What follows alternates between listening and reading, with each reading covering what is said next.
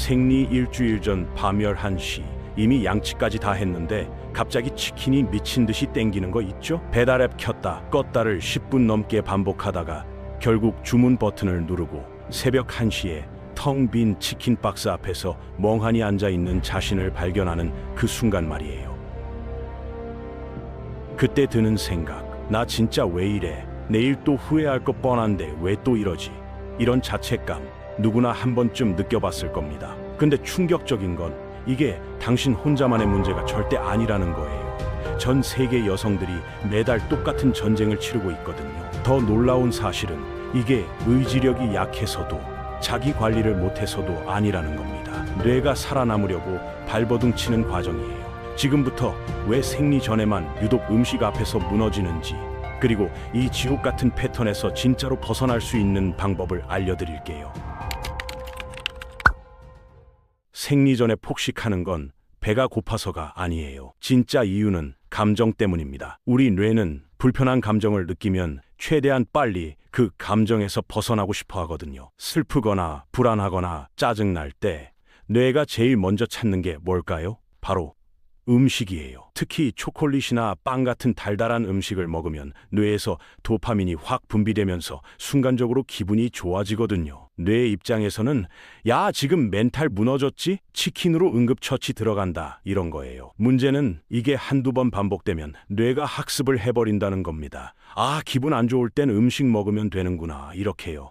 그래서 다음에 또 비슷하게 기분이 안 좋아지면 생각도 안 하고 자동으로 손이 냉장고로 가는 거예요. 여기서 핵심은 진짜 배고픔과 가짜 배고픔을 구분하는 겁니다. 진짜 배고픔은 천천히 오고 뭘 먹어도 괜찮은데, 감정 때문에 오는 가짜 배고픔은 갑자기 폭발하고 무조건 특정 음식만 찾게 돼요. 치킨 아니면 안 돼, 피자 아니면 안 돼, 이런 식으로요. 생리 전에는 호르몬이 급격하게 변하면서 감정이 롤러코스터처럼 오락가락 하잖아요. 에스트로겐이 떨어지면서 세로토닌까지 같이 떨어지는데, 세로토닌은 우리 기분을 안정시켜주는 물질이거든요. 이게 부족해지면 우울하고 불안하고 짜증나는 감정이 한꺼번에 몰려오면서 뇌가 완전 패닉 상태에 빠집니다. 그럼 뇌는 어떻게든 기분을 끌어올리려고 하는데 제일 빠른 게 탄수화물이에요. 뇌가 기분 진통제 찾는 순간 제일 빠른 게 탄수화물인 거죠. 근데 여기에 더 큰 문제가 숨어 있어요. 먹지 말아야지 하고 생각할수록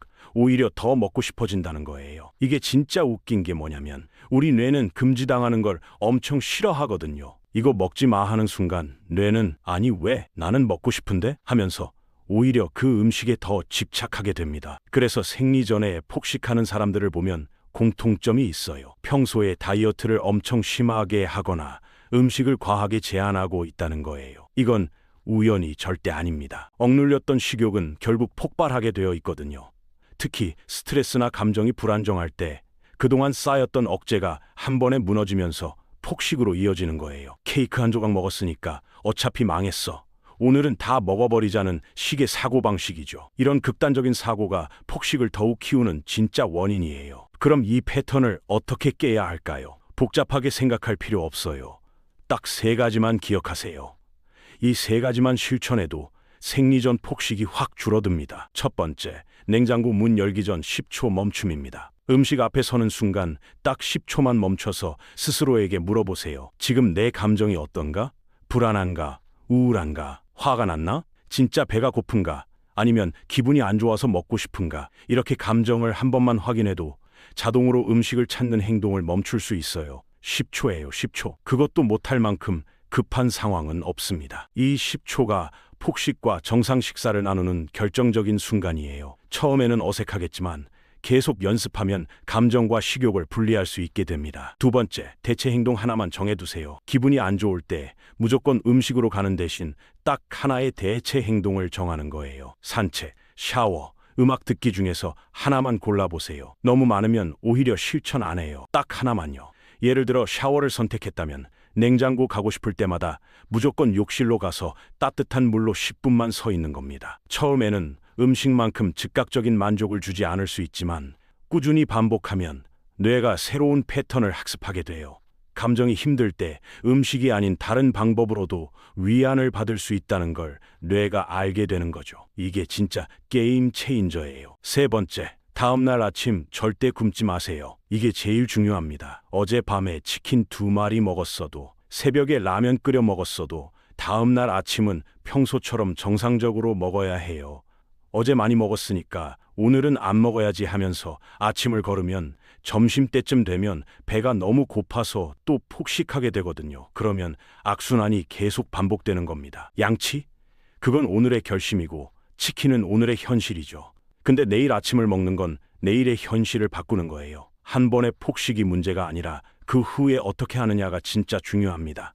다음날 정상적으로 3끼 먹으면 패턴이 끊어져요. 이 3가지만 기억하세요.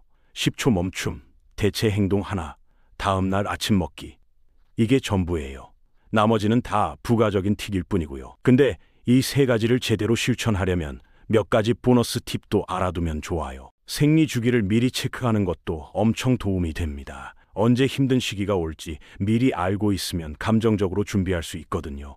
아, 이번 주는 호르몬 때문에 힘들 수 있겠구나 하고 인식하는 것만으로도 감정의 강도가 약해져요.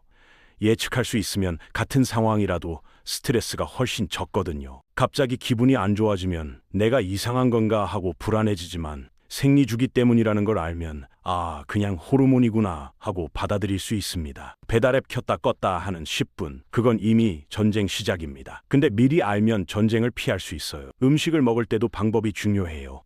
폰 보면서 먹거나 TV 보면서 먹으면 내가 얼마나 먹었는지 인식을 못 하거든요. 그러면 배가 불러도 계속 먹게 되고 나중에 후회하게 됩니다. 대신 음식만 집중해서 천천히 먹어보세요. 맛을 음미하고 씹는 느낌을 느끼고 배가 차오르는 감각을 느끼는 거예요. 이렇게 먹으면 적은 양으로도 훨씬 만족스럽고 폭식으로 이어질 확률이 확 줄어듭니다. 포만감은 먹기 시작하고 20분 정도 지나야 느껴지거든요. 환경을 바꾸는 것도 효과적이에요. 의지력에만 의존하지 말고 환경 자체를 바꿔서 폭식할 기회를 줄이는 겁니다. 집에 과자나 라면을 쌓아두지 않으면 먹고 싶어도 먹을 수 없잖아요. 대신 과일이나 견과류처럼 상대적으로 건강한 간식을 준비해 두세요. 배달앱을 폰에서 지우는 것도 방법이고 밤에 주방에 가지 않기 위해 일찍 양치하는 것도 좋은 전략입니다. 좋은 선택을 쉽게 만들고 나쁜 선택을 어렵게 만드는 거죠. 수면도 생각보다 중요해요. 생리 전에는 잠을 잘 못 자는 사람들이 많은데 수면 부족은 식욕을 더욱 증가시킵니다. 충분히 자지 못하면 다음날 더 많이 먹게 되는 거예요. 생리 전에는 일부러라도 평소보다 1시간 일찍 자려고 노력해보세요. 충분한 수면은 호르몬 균형을 맞추는 데 도움이 되고 감정도 안정시켜줍니다. 잠을 잘 자면 폭식 욕구도 훨씬 줄어들어요. 그리고 제일 중요한 거 하나 더 말씀드릴게요. 음식에 대한 태도를 완전히 바꿔야 해요. 음식을 좋은 음식과 나쁜 음식으로 나누는 순간 문제가 시작됩니다. 모든 음식은 그냥 음식일 뿐이에요. 초콜릿을 먹는다고 해서 나쁜 사람이 되는 게 아니고 샐러드를 먹는다고 착한 사람이 되는 게 아니잖아요. 음식에 도덕적 가치를 붙이는 순간 우리는 음식을 먹을 때마다 자신을 판단하게 되고 이게 폭식 후 자책으로 이어집니다. 대신 음식을 중립적으로 바라보고 내 몸이 원하는 걸 존중하는 태도를 가져야 해요. 생리 전에 초콜릿이 당기면 그냥 먹으면 됩니다. 죄책감 없이 천천히 음미하면서 먹으세요. 여기서 중요한 건 허락하는 거예요. 먹고 싶은 음식을 먹어도 된다고 스스로에게 허락하는 겁니다. 금지하면 할수록 더 먹고 싶어지지만 허락하면 오히려 집착이 줄어들어요. 초콜릿을 먹어도 된다고 스스로에게 말하면 나중에 먹으면 되지 뭐 하면서 지금 당장 안 먹어도 괜찮아지는 거죠. 역설적이지만 이게 진짜 효과가 있어요. 언제든 먹을 수 있다는 안정감이 생기면 폭식의 욕구가 확 줄어듭니다. 자기 자신을 돌보는 것도 진짜 중요합니다. 많은 사람들이 자기 돌봄을 이기적이거나 사치스러운 거라고 생각하는데 전혀 그렇지 않아요. 친구가 힘들어하면 어떻게 대하나요? 괜찮아.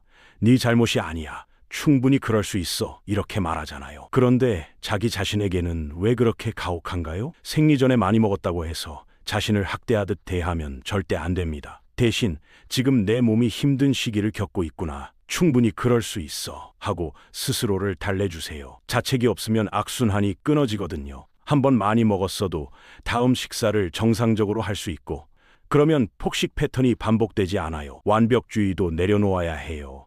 완벽하게 식단을 지켜야 한다는 압박이 오히려 폭식을 부르거든요. 100% 완벽하게 먹는 건 애초에 불가능합니다. 인간은 기계가 아니니까요. 70%만 잘해도 충분해요. 가끔 많이 먹는 날이 있어도 괜찮고, 운동을 건너뛰는 날이 있어도 괜찮습니다. 중요한 건 장기적인 패턴이지 하루하루의 완벽함이 아니에요. 이번 주에 폭식했다고 해서 모든 게 망한 게 절대 아닙니다.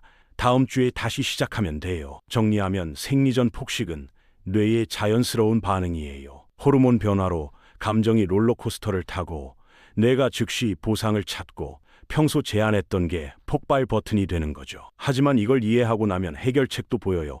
10초 멈춤, 대체 행동 하나, 다음날 아침 먹기. 이 세 가지만 기억하세요. 여기에 주기 체크, 천천히 먹기, 환경 바꾸기를 더하면 금상첨화고요. 가장 중요한 건 자신에게 관대해지는 겁니다. 당신은 의지가 약한 사람이 절대 아니에요. 그냥 인간일 뿐이고, 인간은 완벽하지 않아요. 생리 전에 힘든 건 당연한 거고, 가끔 많이 먹는 것도 자연스러운 일입니다. 이걸 실패로 보지 말고 과정으로 받아들이세요. 음식과의 관계는 결국 자기 자신과의 관계에서 시작됩니다. 나를 적으로 대할수록 음식도 적이 되고, 나를 친구처럼 대할수록 음식도 친구가 돼요. 생리 주기는 바꿀 수 없지만 그 주기를 대하는 나의 마음가짐은 바꿀 수 있습니다. 이제부터는 조금 더 자신에게 친절해지세요. 그게 폭식에서 벗어나는 가장 확실한 방법입니다.